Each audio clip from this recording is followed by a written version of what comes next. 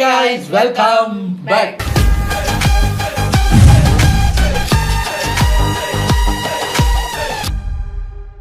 இன்னைக்கு நம்ம டிலைட் தமிழ் அந்த சேனல்ல இருந்து ஒரு வீடியோ வந்திருக்கு. அதான் நம்ம பார்க்க போறோம். நம்ம தளபதியோட போட்டோவை தம்ப்நெயில்ல போட்டு அதில் அவருக்கு downfall, is this the downfall of Thalapathy Vijay personal political cinema அப்படிங்கிற மாதிரி வந்திருந்ததா.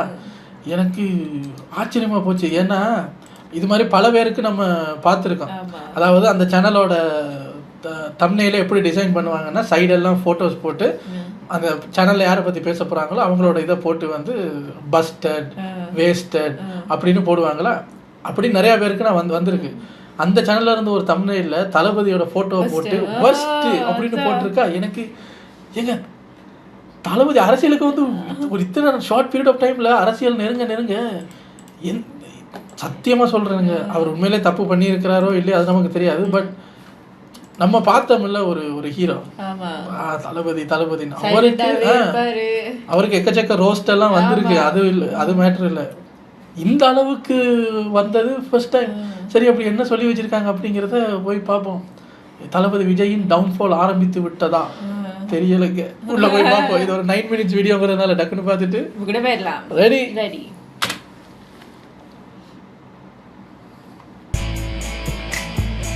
தம்ப்நெயிலுக்காக தான் தூக்கிட்டு வந்தேன். வணக்கம் and welcome to delight Tamil. இந்த வீடியோவில் நம்ம தளபதி விஜய் பற்றின சில விஷயங்கள் தான் பேச போகிறோம். இப்போது அவரை சுற்றி நிறைய விஷயங்கள் நடந்துகிட்டு இருக்கு. இது எல்லாத்தையுமே கொஞ்சம் நிறுத்தி நிதானமாக பார்க்கும்போது இப்போ என்ன நடந்துட்டு இருக்கு, இவர் என்ன பண்ணிட்டு இருக்காரு அப்படிங்கிற மாதிரி தான் இருக்குது. எப்போவுமே விஜய்க்கு ஏதாவது ஒரு பிரச்சனை அப்படின்னா அவருடைய ஃபேன்ஸ் வந்து அவர் கூட நிற்பாங்க, செம்ம ஸ்ட்ராங்காக வந்து சப்போர்ட் பண்ணுவாங்க. ஆனால் இப்போது ஃபேன்ஸாலேயே சப்போர்ட் பண்ண முடியாத அளவுக்கு தான் அவருடைய செயல்பாடுகள் ஒவ்வொன்றுமே போயிட்டுருக்கு. இது எங்கே போய் முடிய போகுது, என்ன ஆக போகுதுங்கிறது தெரியல. கொஞ்ச நாளைக்கு முன்னாடி பார்த்தீங்கன்னா ஏகே வந்து கேம்பாவை ப்ரொமோட் பண்ண போகிறாரு அப்படின்னு தெரிஞ்ச உடனே அவருடைய ஃபேன்ஸே வந்து இல்லை நீங்கள் இப்படி பண்ணக்கூடாது அப்படின்னு சொல்லி கேம்பாவுக்கே என்ன சொல்றது ஒன்றும் புரிய மாட்டேங்குது. எல்லாருமே அவங்களுடைய வருத்தத்தை தெரிவிச்சிருந்தாங்க, எதிர்த்து கேள்வியுமே வந்து கேட்டிருந்தாங்க. ஆனால் அதே சமயம் ஒரு பக்கம் முட்டு கொடுக்குற கூட்டமும் இருந்தது, இல்லைன்னா வந்து சொல்லிட முடியாது. இப்போ அதே தான் விஜய்க்கு நடந்துட்டு இருக்கு. ஜெனியூனான விஜய் ஃபேன்ஸ் வந்து பார்த்தீங்கன்னா நீங்கள் எப்படி பண்ணுவீங்கன்னு நாங்கள் எதிர்பார்க்கிறோம், செஞ்சிருக்க கூடாது, நீங்கள் ஏன் எப்படி பண்ணுறீங்கன்னு சொல்லி கேள்வி கேட்குறாங்க, வருத்தத்தை தெரிவிக்கிறாங்க. இன்னொரு பக்கம் பார்த்தீங்கன்னா என்ன பண்ணாலும் நாங்கள் முட்டு கொடுப்போம் அப்படிங்கிற அந்த கூட்டமும் இருக்கு, அதுங்களெல்லாம் திருத்த முடியாது. இன்னொரு பக்கம் விஜய்க்கும் த்ரிஷாக்கும் நடுவில் ஒன்று ஓடிட்டு இருக்கு. இவங்க 2 பேரும் ஒன்னா தான் தங்கி இருக்காங்க, ஒன்னா டிராவல் பண்ணுறாங்க, வெக்கேஷன் போகிறாங்க, இப்படிலாம் நிறைய நியூஸ் அப்பப்போ வந்துகிட்டே இருந்துச்சு. உங்க எல்லாருக்குமே தெரியும். இப்போ இது எல்லாமே வந்து வெட்ட வெளிச்சமா வெளியில வந்திருக்கு. ஸோ சங்கீதா வந்து பார்த்தீங்கன்னா டிவோர்ஸ்க்கு அப்ளை பண்ணியிருக்காங்க. அந்த டிவோர்ஸ்க்கான காரணமாக அவங்க என்ன சொல்லியிருக்காங்கன்னு பார்த்தீங்கன்னா எக்ஸ்ட்ரா மேரிட்டல் அஃபேர். இவர் வந்து ஒரு நடிகையோட தொடர்பில் இருந்ததை நான் 2021 நான் கண்டுபிடிச்சேன், எனக்கு தெரிய வந்தது, நான் போய் கேட்டேன், அவர் வந்து நிறுத்திக்கிறேன் அப்படின்னு சொன்னார். ஆனால் அதுக்கப்புறமும் அவர் நிறுத்தலை, கண்டினியூ பண்ணார். ஸோ இவங்க 2 பேரும் ஒன்றா சேர்ந்து சுற்றுறது, ட்ராவல் பண்ணுறது, அப்போ எடுக்கிற ஃபோட்டோஸ்லாம் அந்த நடிகையை வந்து சோஷியல் மீடியாவில் போஸ்ட் பண்ணிகிட்டே வந்தது எனக்கும் என்னுடைய பசங்களுக்கும் ஒரு மன உளைச்சலை ஏற்படுத்துச்சு அப்படிங்கிற மாதிரி நிறைய விஷயங்கள் வந்து அதில் சொல்லியிருந்தாங்க. சங்கீதாவுடைய இந்த பெட்டிஷன் நியூஸ் வெளியில் தெரிய வந்ததுக்கு அப்புறமா பார்த்தீங்கன்னா அவங்க சொல்கிறாங்கலாம் நம்ப முடியாது. அவங்க வந்து அவங்களுடைய குற்றச்சாட்டை வச்சிருக்காங்க, அது உண்மையா இல்லையாங்கிறது ஸ்டோரி மட்டும் தான் கேட்டிருக்கோம். விஜய் அவருடைய தரப்பையும் நம்ம கேட்டுட்டு தான் முடிவு பண்ணணும் அப்படிலாம் நிறைய பேர் பேசிட்டு இருந்தாங்க. அது ஒரு வகையில உண்மைதான். சரி, ஓகே, அவங்க எப்படி சொல்லியிருக்காங்க, விஜய் வந்து இதுக்கு டிஃபெண்ட் பண்ண போறாரா, என்ன பண்ண போறாருங்கிறத பார்ப்போம், பார்த்துட்டு தான் நம்ம பேசுறோம். அதனாலதான் நாமளும் அந்த டைம்ல வந்து வீடியோ போடல. ஆனால் விஜய் வந்து பார்த்தீங்கன்னா எதுக்கு ரொம்ப நாள் வெயிட் பண்ணிக்கிட்டு என் சைடை நானே சொல்லிடுறேன், சொல்கிறது என்ன காமிச்சிட்றேன் அப்படின்னு சொல்லி ஏஜிஎஸ் கல்யாணத்தில் ஒரு சம்பவத்தை பண்ணிட்டாரு. ஸோ விஜய் த்ரிஷா 2 பேரும் ஒரே காரில் வந்து இறங்கி ஒரே மேட்சிங் ட்ரெஸ்ஸை போட்டுட்டு வந்து மணமக்களை வாழ்த்திட்டு போயிருக்காங்க. இதில் என்ன ப்ரோ இருக்குது, இவங்க 2 பேருமே வந்து ரொம்ப வருஷமாக இண்டஸ்ட்ரியில் இருக்காங்க, முன்னாடியிலேருந்தே தெரியும், நல்ல ஃப்ரெண்ட்ஸு வந்து வாழ்த்திட்டு போகிறாங்க அப்படின்னு இப்போவும் ஒரு சில பேர் வந்து முட்டு கொடுத்துக்கிட்டு இருக்காங்க. இப்போ விஜயை சுற்றி எந்த பிரச்சனையும் இல்லை, குறிப்பாக ஃபேமிலி இஷ்யூஸ் எதுவுமே இல்லை அப்படிங்களா. திஷாவோட பழைய ஃப்ரெண்டு சிம்ரனோட வர வேண்டியதானே. சிம்ரனோட வந்து இறங்க சொல்லுங்க ஃப்ரெண்டுன்னா. சரியா கேட்டீங்க. என்ன சார் எனக்கு பிடிச்ச ஜோடி திரிஷா விஜய். அதுக்கு முன்னாடி ஓஜி ஒன்று இருக்கு தெரியுமா, சிம்ரன் விஜய் தெரியுமா. என்ன sir Trisha Vijay. Family life நல்லாவே போயிட்டு இருக்கு அப்படிங்கிற பட்சத்தில் இப்படி ஒரு கல்யாணத்துக்கு இவங்க 2 பேரும் ஒன்றா வந்து இறங்கியிருந்தா கூட இதை வந்து ஒரு ஃப்ரெண்ட்ஷிப் ஆங்கிளில் வந்து பார்த்துருப்பாங்க. ஆனால் ஒய்ஃப் வந்து டிவோர்ஸ் அப்ளை பண்ணியிருக்காங்க, அஃபார் தான் காரணம்னு சொல்லியிருக்காங்க, ஒரு நடிகை தான் காரணம்னு சொல்லியிருக்காங்க. அவங்க மரியாதை கருதி அந்த நடிகையை அவங்க எக்ஸ்போஸ் பண்ணலை, தேவைப்பட்டால் சொல்லுவேன் அப்படிங்கிற மாதிரி தான் சொல்லியிருந்தாங்க. ஆனால் எந்த நடிகையோட இவரை கம்பேர் பண்ணுறாங்க அப்படிங்கிறது எல்லாருக்குமே தெரியும். அப்படி தெரிஞ்சிருக்கும் போதே இந்த சுச்சுவேஷனில் விஜய் வந்து ஒன்றா வந்து இறங்கியிருக்க கூடாது, இப்படி பண்ணியிருக்க கூடாதுங்கிறதான் எல்லாருமே வந்து சொல்லிட்டு இருக்காங்க.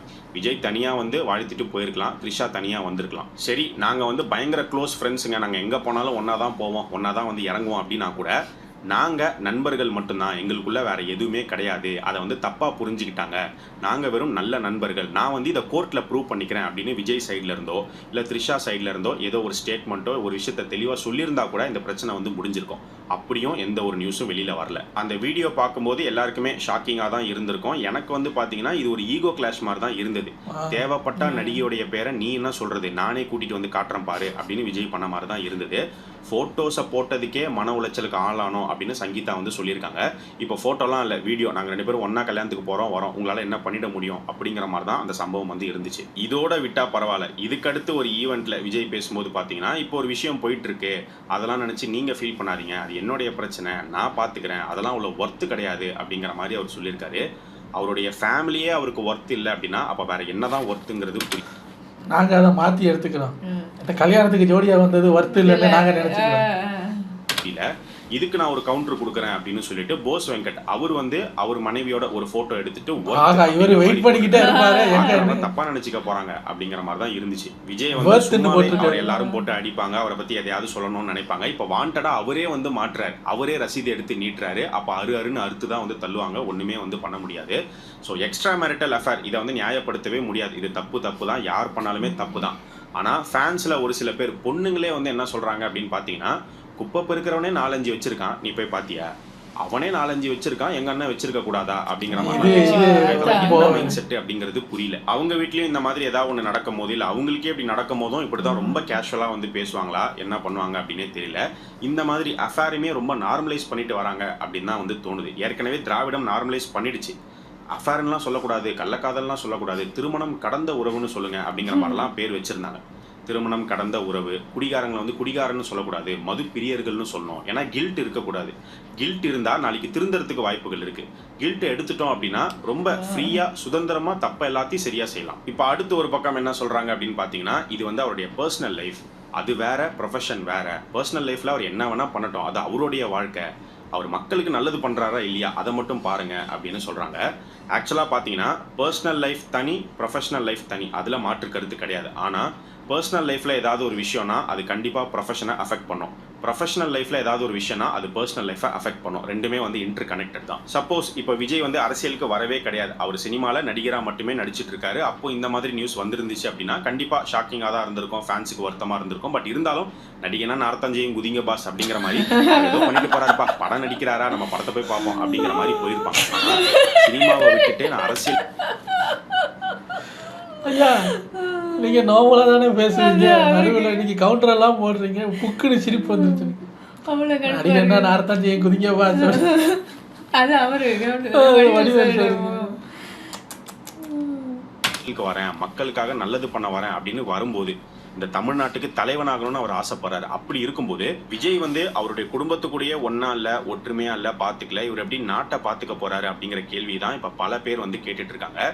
இப்ப உடனே நீங்க கேட்கலாம், ப்ரோ இதுக்கு முன்னாடி இந்த தலைவர்கள் மட்டும் எல்லாரும் பெர்ஃபெக்டா அப்படின்னு கேட்டீங்கன்னா இல்ல, அப்புறம் நீங்க எதுக்கு மாற்று சக்தின்னு புதுசா வரீங்க, அவங்கள மாதிரி தான் ப்ரோ இவரும் அப்படின்னா அப்ப எல்லாருமே ஒண்ணு தானே, அப்ப நீங்க என்ன மாற்றத்தை கொண்டு வர போறீங்க? இப்போ நடக்கிறது எல்லாத்தையும் வச்சு பார்க்கும்போது விஜய் வந்து அவருடைய டவுன்ஃபாலை நோக்கி போற மாதிரி தான் இருக்கு. ஏன்னா அவரை சுத்தி பாத்தீங்கன்னா எல்லாமே பிரச்சனையா தான் இருக்கு, எல்லாமே வந்து நெகட்டிவா தான் போயிட்டு இருக்கு. சினிமா எடுத்துக்கிட்டோம் அப்படின்னா ஜனநாயகன் படத்தை முடக்கி வச்சிருக்காங்க, அது எப்போ வரப்போகுதுங்கிறது தெரியல. இதுக்கு அன்னைக்கு ஒரு நியூஸ், இந்த ஜனநாயகன் படத்துல அவங்க சொன்ன மாதிரி அந்த கட்ஸ் எல்லாம் பண்ணி மறுபடியும் அந்த கமிட்டிக்கு அனுப்பியிருக்காங்க படம் பார்க்கறது. 3 மாசத்துக்கு அப்புறம் இல்லை, ஒரு டேட்டு கொடுத்து இந்த படத்தை பாருங்க அப்படின்னு அனுப்பியிருக்காங்க. அன்னைக்கு அந்த படம் பார்க்குற அன்னைக்கு ஒரு நியூஸ் வருது என்னன்னா, அந்த படம் பார்க்குற அந்த கமிட்டி மெம்பர்ஸ் ஒரு 5 பேர் இருப்பாங்க, அதுல ஒருத்தருக்கு உடம்பு சரியில்லை, அதனால அவர் வரல, அதனால நாங்க அதை தள்ளி வச்சிருக்கோம். ஆக என்ன ஒரு காரணம் இல்லை, சூப்பரா இருந்தது. அப்புறம் நான் படமே நடிக்க போறதில்ல அப்படிங்கிற மாதிரி அவர் சொல்லிட்டாரு. இது ஒரு பக்கம். பர்சனல் லைஃப் பார்த்தோம் அப்படின்னா இப்போ இந்த ஒரு பெரிய பிரச்சனை அப்படிங்கிறது போயிட்டு இருக்கு. சினிமாவில் இல்லைன்றதுனாலதான் ஸ்ட்ராங்கா போதா அப்படின்னு பார்க்கும்போது அதுவும் இல்லை. ஆரம்பத்துல விஜய் வரும்போது அவர் மேல ஒரு பார்வை இருந்தது, ஓகே இவர் புதுசா வராரு, இவர் என்ன பண்ண போறாரு, இவர் எப்படி பேச போறாரு, இவர் என்ன செயல்படுத்த போறாரு பார்க்கலாம் அப்படிங்கிற ஒரு பார்வை எல்லார் மத்தியிலுமே இருந்தது. ஆனால் இப்போ அது கொஞ்சம் கொஞ்சமாக குறைஞ்சிக்கிட்டே வருது அப்படின்னு தான் வந்து சொல்லணும். அவர் பேசுகிறதெல்லாம் பார்த்தீங்கன்னா சினிமாத்தனமான ஒரு பேச்சு தான் வந்து இருக்குது. ரைமிங்காக பேசுறது, பஞ்ச் டைலாக் மாதிரி பேசுறது, அண்ட் யாரோ எழுதி கொடுத்ததை அவர் படிக்கிறாரு அப்படிங்கிற ஒரு ஃபீல் தான் வருதே தவிர அவராக வந்து உள்ளேருந்து சொல்கிறாரு மக்கள் பிரச்சனையை நான் இவ்வளோ பார்த்துட்டு இருக்கேன், நான் இவ்வளோ பிளான் வச்சுருக்கேன், இது எல்லாத்தையுமே செய்வேன் அப்படின்னு அவராக சொல்கிற மாதிரி ஒரு ஃபீல் கண்டிப்பாக வரவே இல்லை. இப்போ இவங்க கொடுத்துட்டு வர வாக்குறுதிகளுமே நீங்கள் பார்த்தீங்கன்னா பெண்களுக்கு வருஷத்துக்கு 2500 ரூபாய் அப்படின்னு சொல்லியிருக்காங்க. சூப்பர் 6 திட்டம், அது என்ன சூப்பர் ஓவர் மாதிரி சூப்பர் 6 திட்டம் அப்படின்னு பார்க்கும்போது 6 சிலிண்டர் வந்து ஃப்ரீயாக கொடுப்போம் அப்படின்னு சொல்லியிருக்காங்க. அதுக்கப்புறமா அண்ணன் சீர் அப்படின்னு சொல்லி 1 சவரன் வந்து கொடுப்போம் அப்படின்னு சொல்லியிருக்காங்க. கல்வி திட்டம் 15,000 அப்படின்னு சொல்லியிருக்காங்க. இதெல்லாம் வந்து வாக்குறுதியாக படிக்கும்போது ஓகே நல்லா தான் இருக்கு. ஆனால் இதெல்லாம் வந்து நடைமுறைப்படுத்த முடியுமா, சாத்தியமா அப்படின்னு பார்க்கும்போது ரொம்ப ரொம்ப கஷ்டம், வாய்ப்பு இல்லை அப்படின்னு தான் சொல்லணும். ஏன்னா இதுக்கெல்லாம் நிதிக்கு எங்கே போவீங்க? ஏற்கனவே வந்து பார்த்தீங்கன்னா 10 லட்சம் கோடி கடன் இருக்கு. திமுக வரதுக்கு முன்னாடி 5 லட்சம் கோடி கடன் இருந்தது. இப்போ அவங்க வந்ததுக்கு அப்புறமா 5 வருஷத்துல 10 லட்சம் கோடி கடன் ஆயிடுச்சு. இதுக்கு முன்னாடி விவசாயிகளுக்கு சொன்ன அந்த வாக்குறுதிகள் வந்து பாத்தீங்கன்னா ஆணுக்கு ஆண் இடையாளர், பெண்ணுக்கு பெண் இடையாளர். இது என்ன வாக்குறுதி, இது என்ன பாயிண்ட்டுங்கிறதே இப்போ வரைக்கும் புரியல. இதுல என்ன பிரச்சனை இருக்கு, அந்த பிரச்சனைக்கு நீங்க ஒரு சொல்யூஷனா இதை கொண்டு வந்திருக்கீங்க அப்படிங்கிறது சுத்தமா புரியல. இந்த வீடியோ பார்க்குற உங்களுக்கு ஏதாவது புரிஞ்சா கமெண்ட் செக்ஷன்ல சொல்லுங்க. அண்ட் அதுல இன்னொரு பாயிண்ட் என்ன போட்டிருக்கோம் அப்படின்னு பாத்தீங்கன்னா விவசாயிகளுடைய விருப்பத்துக்கு எதிராக நாங்க எப்போதுமே செயல்பட மாட்டோம் அப்படின்னு. விவசாயிகள் பல பேர் இருக்காங்க, ஒவ்வொருத்தருக்கும் ஒவ்வொரு விருப்பம் இருக்கும். யாருடைய விருப்பத்துக்கு எதிராக நீங்க செயல்பட மாட்டீங்க? ஆக்சுவலா விவசாயிகளுடைய நலனுக்கு எதிராக நாங்க செயல்பட மாட்டோம் அப்படின்னு தான் வந்து போட்டிருக்கணும். இன்னும் அடுத்தடுத்து என்னென்ன சொல்ல போறாங்க, என்னென்ன அப்படிங்கிறது தெரியல. ஆட்சியில பங்கு தரோம் அப்படின்னு சொல்லியுமே இப்போ வரைக்கும் யாரும் கூட்டணிக்கு வரல, தனியாக தான் வந்து இருக்காங்க. பட் இப்போ என்ன நியூஸ் போயிட்டு இருக்குன்னு பார்த்தீங்கன்னா டிவிகே வந்து என்டிஏ அலையன்ஸ் கூட வந்து கூட்டணி வைக்கலாம் அப்படிங்கிற மாதிரி சொல்லப்படுது. அதுவும் உண்மையா பொய்யாங்கிறது கன்ஃபார்மாக தெரியல, சீக்கிரமே தெரிய வரும் அப்படின்னு நினைக்கிறேன். ஸோ இது எல்லாத்தையுமே வந்து பார்க்கும்போது நீ அமெரிக்காக்கே போயிடு சிவாஜிங்கிற அந்த டைலாக் தான் ஞாபகம் வருது. அவர் சினிமாவில் நடிச்சிட்டு இருந்த வரைக்கும் எல்லாமே கரெக்டாக தான் இருந்தது. சினிமாலே இருந்திருக்கலாமோ, எதுக்கு இந்த அரசியல் அப்படிங்கிற மாதிரி ஃபீல் பண்ண வைக்கிறாரு அப்படின்னு தான் சொல்லணும். ஸோ நீங்கள் தளபதி விஜயை பற்றி, டிவிகே கட்சியை பற்றி, இப்போ போயிட்டு இருக்கிற இந்த கான்ட்ரவர்சிஸ் பற்றி உங்களுடைய கருத்து என்ன அப்படிங்கிறத மறக்காமல் இந்த வீடியோடைய கமெண்ட் செக்ஷனில் சொல்லுங்கள்.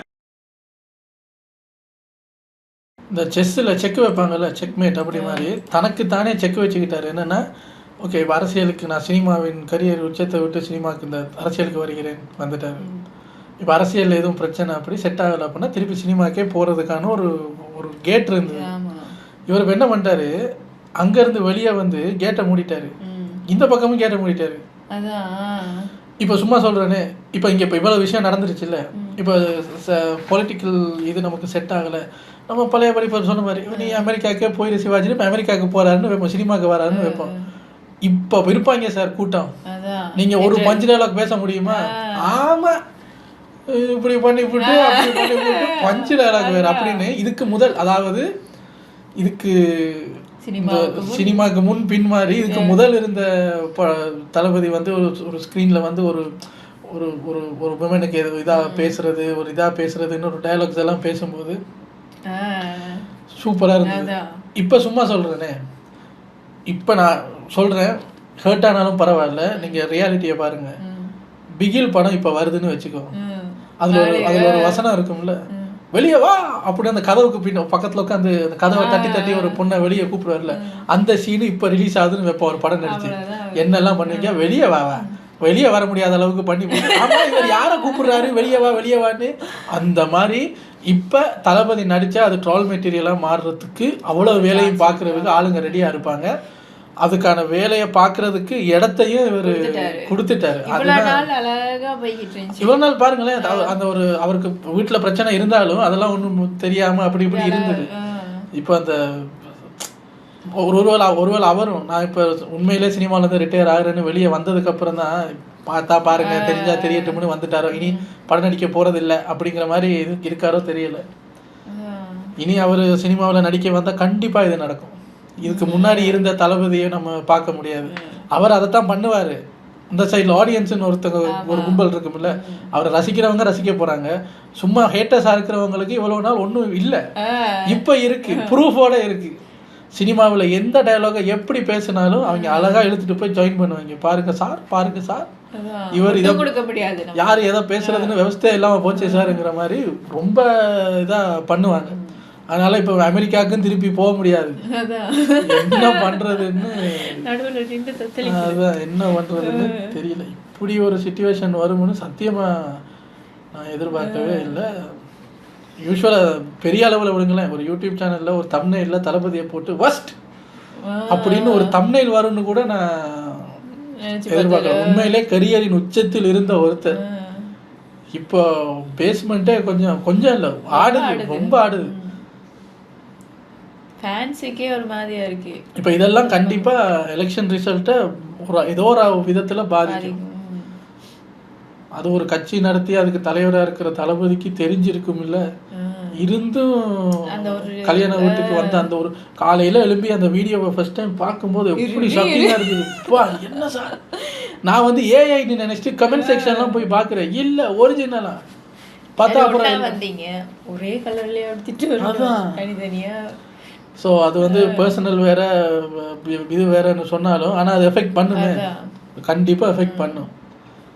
ஆல்ரெடி எங்கடான்னு இருப்பாங்க. எனிவேஸ் என்னை சத்தியமாக என்ன சொல்கிறதுன்னு தெரியல, வளரிக்கிட்டு இருக்கேன். அதான் வளரிக்கிட்டு இருக்கேன். என்ன செய்யறது, ரொம்ப பிடிக்கும் சார், அதனால தான். உங்களை அடுத்த வீட்டில் வந்து சந்திக்கிறேன். Take care. பாய்.